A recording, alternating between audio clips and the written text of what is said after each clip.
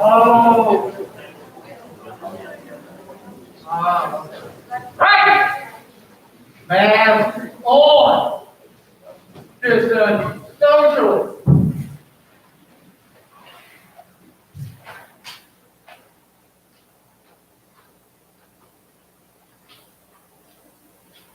Right.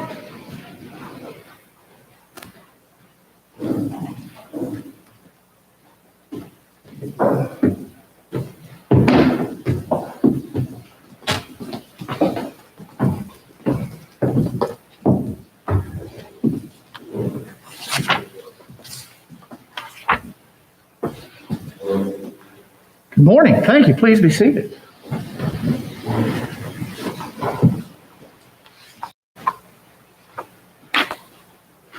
It's always a good one.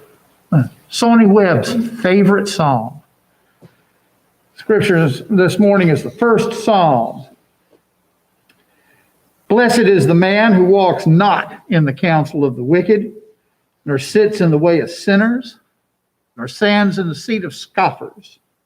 But his delight is in the law of the Lord, and on his law he meditates day and night. He's like a tree planted by the streams of water that yields its fruit in its season, and its leaf does not wither. In all that he does, he prospers. The wicked are not so, but are like the chaff which the wind drives away. And therefore the wicked will not stand in the judgment, nor sinners in the congregation of the righteous. For the Lord knows the way of the righteous, but the way of the wicked will perish. Amen. Amen. Good morning. Declamations. Good stuff. Take it away. We have 3 declaimers today: Mary Margaret Mayfield from Lake Village, Arkansas, London Solons from McMinnville, Tennessee, and Winston Dugdale from Bell Buckle, Tennessee. Mary Margaret.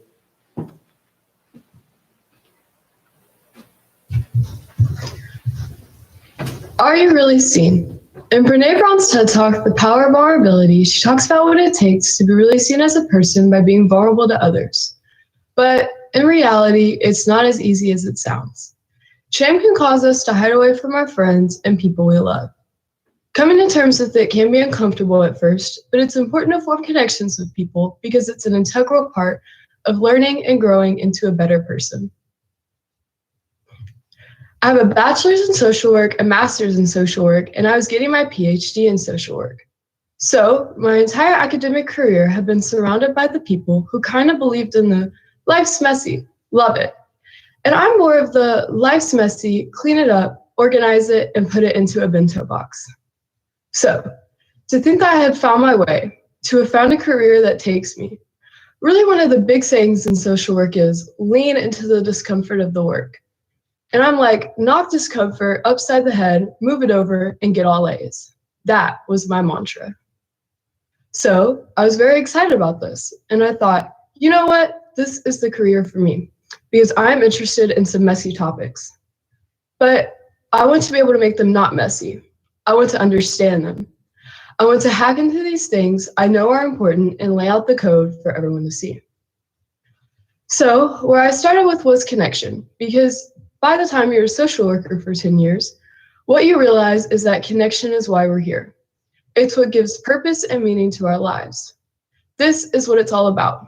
It doesn't matter whether you talk to people who work in social justice and mental health and abuse and neglect.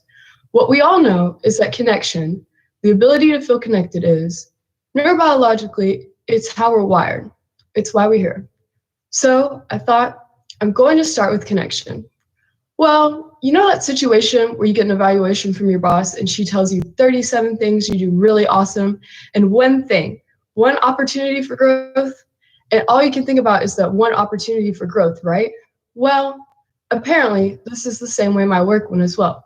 Because when you ask people about love, they tell you about heartbreak. And when you ask people about belonging, they tell you their most excruciating experiences of being excluded. And when you ask people about connection, the stories they told me were about disconnection.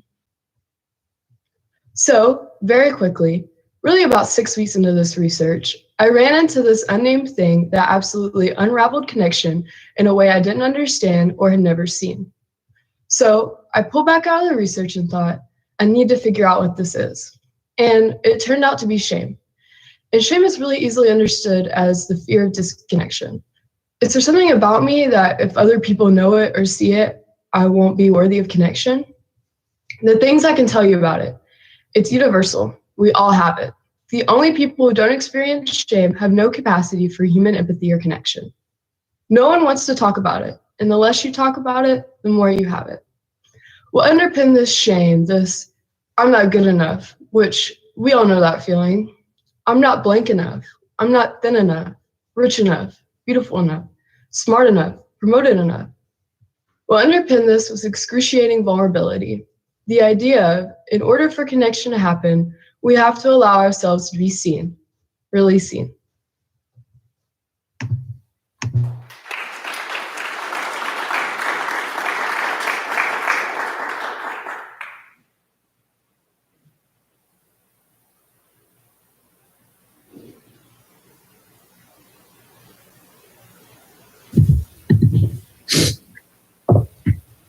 Our democracy is one of the most important aspects of our country, and the person in charge is even more important. On January 20th, 2009, Barack Hussein Obama gave an inaugural address as the first African-American president of the United States.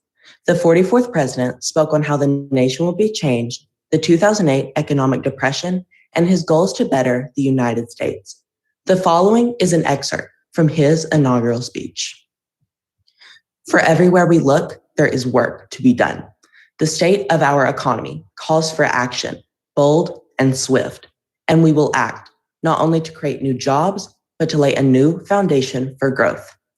We will build the roads and bridges, the electric grids and digital lines that feed our commerce and bind us together. We'll restore science to its rightful place and wield technology's wonders to raise healthcare's quality and lower its costs. We will harness the sun and the winds and the soil to fuel our cars and run our factories, and will transform our schools and colleges and universities to meet the demands of a new age. All this we can do. All this we will do. Now, there are some who question the scale of our ambitions, who suggest that our system cannot tolerate too many big plans. Their memories are short, for they have forgotten what this country has already done, what free men and women can achieve when imagination is joined to common purpose and necessity to courage. What the cynics fail to understand is that the ground has shifted beneath them, that the stale political arguments that once consumed us for so long no longer apply.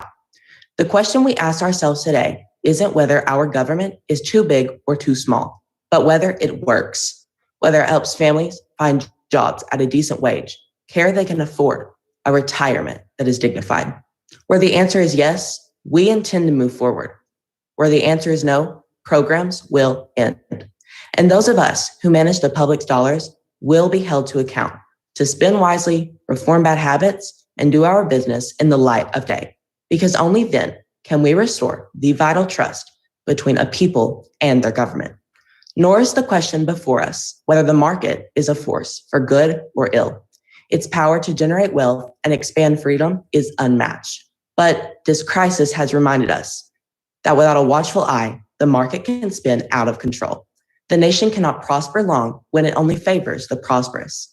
The success of our economy has depended always not just on the size of our gross domestic product, but on the reach of our prosperity, on the ability to extend opportunity to every willing heart, not out of charity, but because it is the surest route to our common good.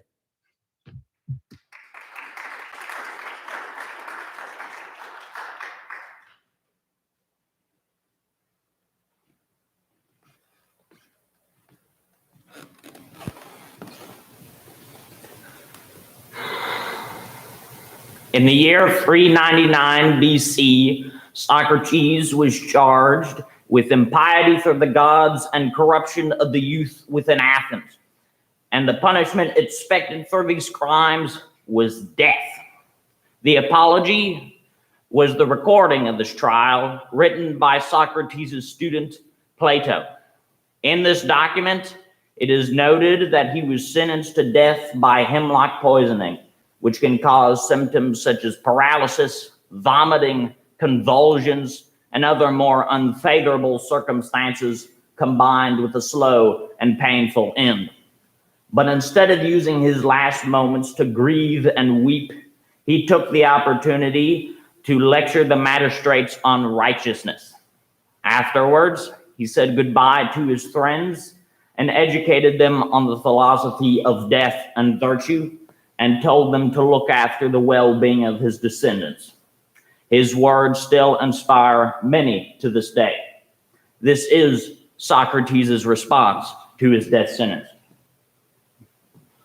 Not much time will be gained, O Athenians, in return for the evil name which you will get from the detractors of the city, who will say that you killed Socrates, a wise man. If you had waited a little while, your desire would have been fulfilled in the course of nature, for I am far advanced in years, as you may perceive, and not far from death. I am speaking now only to those of you who have condemned me to death, and I have another thing to say to them. You think that I was convicted through deficiency of words? Not so.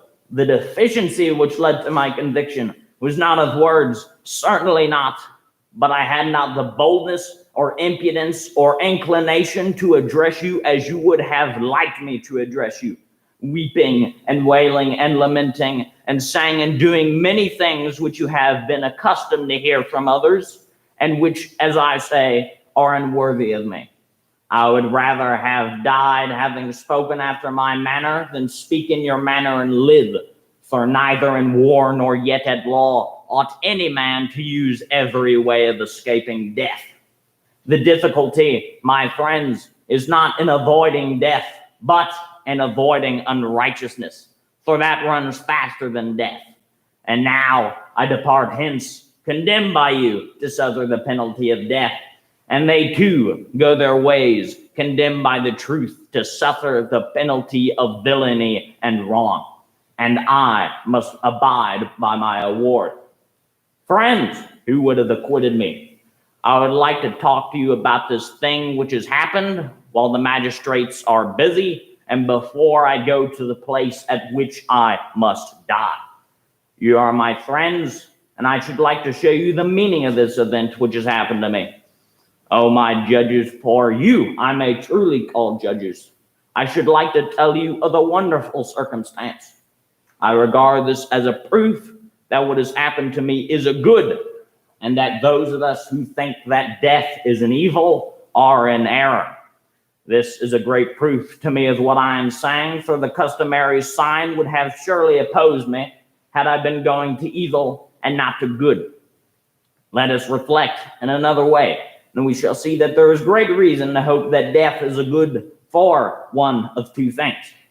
Either death is a state of nothingness and utter unconsciousness, or, as men say, there is a change and migration of the soul from this world to another. Now, if you suppose that there is no consciousness, but a sleep like the sleep of him who is undisturbed even by the sight of dreams, death will be an unspeakable gain. For if a person were to select a night in which his sleep was undisturbed even by dreams, and were to tell us how many days, and were to compare with the other days and nights of his life, and were to tell us how many days and nights he had passed in the course of his life better and more pleasantly than this one. Now, if death is like this, I say that to die is gain, for eternity is then only a single night. But if death is the journey to another place, and there, as men say, all the dead are, what good, O my friends and judges, can be greater than this? If indeed when the pilgrim arrives in the world below, he is delivered from the professors of justice in this world and finds the true judges who are said to give judgment there, Minos and Rhadamanthus and Aeacus and Triptolemus and other sons of God who are righteous in their own life. That pilgrimage will be worth making. What would not a man give if he might converse with Orpheus and Musaeus and Hesiod and Homer? Nay, if this be true, let me die again and again. Above all, I shall be able to continue my search into true and false knowledge, as in this world, so also in that I shall find out who is wise and who pretends to be wise and is not. What infinite delight would there be in conversing with them and asking them questions? For in that world they do not put a man to death for this, certainly not. For besides being happier in that world than in this, they will be immortal if what is said is true. Wherefore, O judges, be of good cheer about death, and know this of the truth, that no evil can happen to a good man either in life or after death. He and his are not neglected by the gods, nor has my own approaching end happened by mere chance. But I see clearly that to die and be released was better for me, and therefore the oracle gave no sign. For which reason also I am not angry with my accusers or my condemners. They have done me no harm, although neither of them meant to do me any good, and for this I may gently blame them. Still, I have a favor to ask of them. When my sons are grown up, I would ask you, O my friends, to punish them. And I would have you trouble them as I have troubled you. If they seem to care about riches or anything more than about virtue, or if they pretend to be something when they are really nothing, then reprove them as I have reproved you. And if you do this, I and my sons will have received justice at your hands. The hour of departure has arrived, and we go our ways. I to die, and you to live. Which is better? God only knows.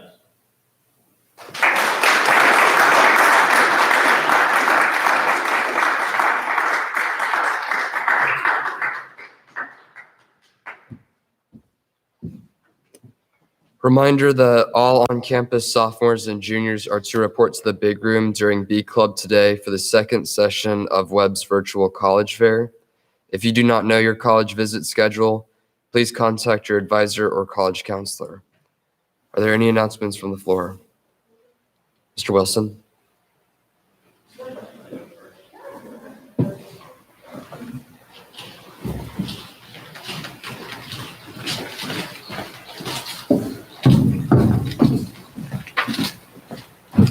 Good morning, everybody. This is just a quick announcement for the Clay Target team.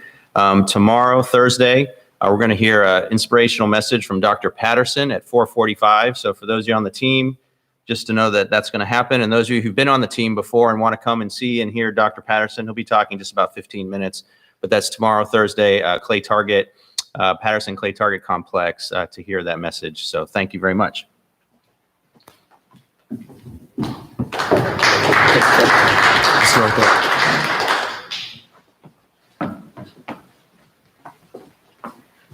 Thank you. I just have a quick Webathon announcement. So Friday is the day to wear your Webathon t-shirt to school if you bought one.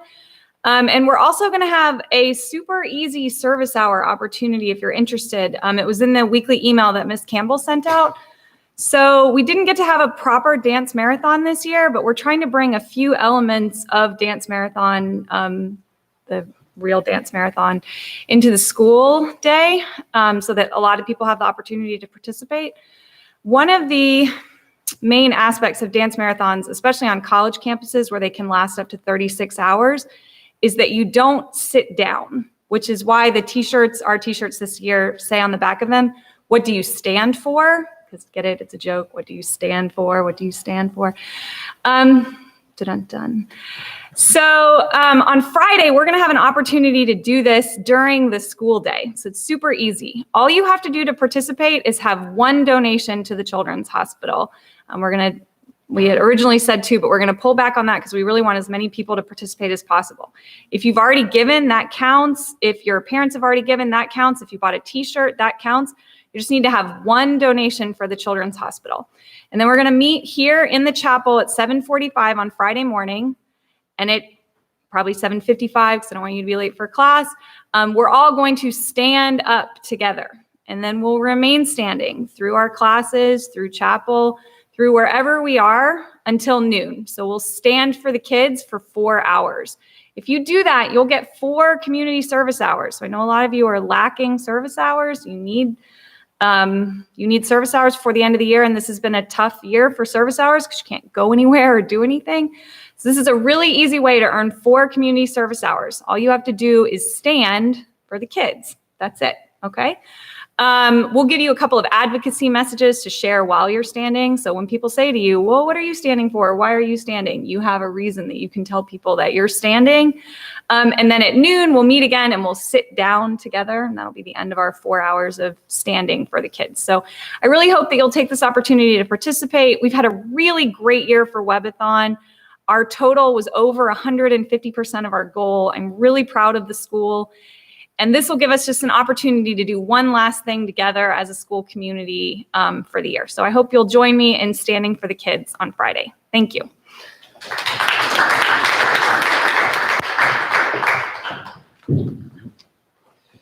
Any other announcement, Aubrey?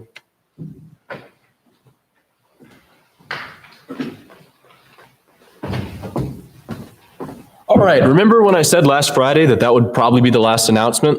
I was right. This is not an announcement. Okay, it totally is. This is a reminder. 4 words.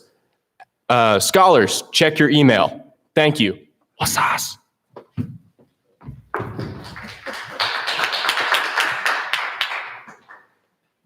Any other announcements for the floor? Nope. The St. Patrick's Day candygrams are still going on, $6 for deluxe and $2 for standard. Contact Jenny McKnight for orders.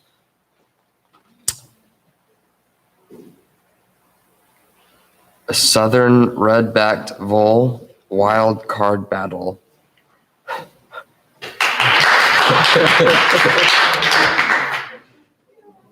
Weekend activities. Friday, there will be a movie night in the Student Center at 7:30.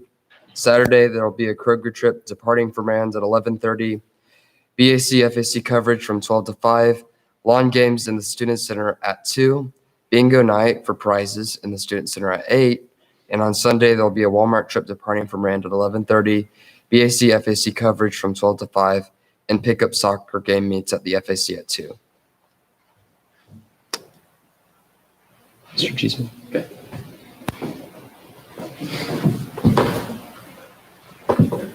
Good morning. Good morning. That's much better, much better. Thank you. Mary Margaret in London, thank you. Well done. Winston, well done as usual. Appreciate it. We are going to stand in just a moment to finish with the pledge, but I want you to know when we're done, we want to remain seated and we have a Kahoot on your favorite topic, COVID safety. Groans. Go ahead. Groans. No. Okay. There we go. As you know, there are a bunch of people who are not with us right now. A bunch of people are being quarantined. So a clear, gentle reminder is probably in order. Numbers are going down. We're feeling a little bit more freedom, but we need to be safe and vigilant. So that will be a little reminder when we're done with the pledge. So I think that's it for my announcement. So please stand with me and we'll pledge. I pledge allegiance to the flag of the United States of America and to the republic for which it stands, one nation, under God, indivisible, with liberty and justice for all. All right, please have a seat and we'll move to our. You can